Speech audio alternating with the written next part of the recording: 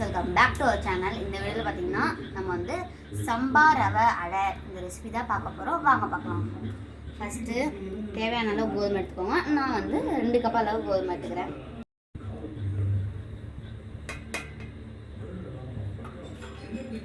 இப்போ இதில் கொஞ்சமாக ரவை மட்டும் சேர்த்துக்கினா போதும். நீங்கள் கொஞ்சமாக சேர்த்துக்கோங்க.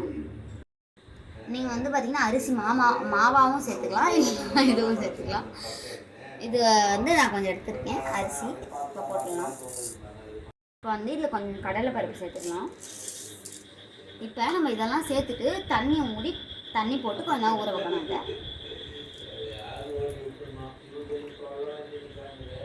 இப்போ இதை நல்லா நம்ம மிக்ஸ் பண்ணி நல்லா ஊற வைக்கணும். இப்போ வந்து நம்ம வந்து காஞ்ச மிளகா போட போகிறோம். ஒரு 3 தான் காஞ்ச மிளகா நான் போடுறேன். இப்போ வந்து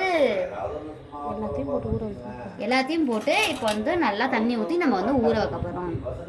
இப்போ வந்து பார்த்திங்கன்னா சின்ன வெங்காயம் நம்ம ஊற வச்சோம்ல, அந்த காஞ்ச மிளகா, அடுத்து பூண்டு, சீரகம், சோம்பு, மிளகு வந்து சாய்ஸ் தான், நீங்கள் போட்டாலும் போடலாம் இல்லைனாலும் விட்டுடலாம். இப்போ இதை வந்து நம்ம நல்லா போட்டு அரைக்க போகிறோம். பார்த்திங்கன்னா அதெல்லாம் அரைச்சிட்டு இது ஊற வச்சதை நம்ம போட்டு கொஞ்சம் கொஞ்சமாக அரைக்கணும். இது அரைக்கும் போது கூட கொஞ்சம் தயிர் சேர்த்து நீங்கள் அரைச்சிக்கோங்க. கொஞ்சம் கடுகு சேர்த்துக்கலாம், கொஞ்சம் சீரகம் போட்டுக்கலாம், பருப்பு போட்டுக்கலாம்,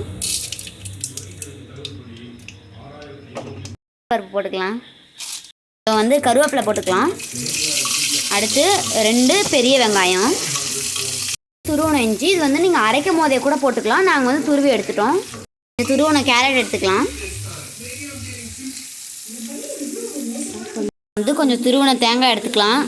இதை நல்லா வதக்கிட்டு நம்ம அரைச்சி வச்சுருக்கோம்ல, இதில் நம்ம சேர்த்து மிக்ஸ் பண்ணிக்கலாம். இப்போ வந்து நம்மளுக்கு வந்து மாவு ரெடி.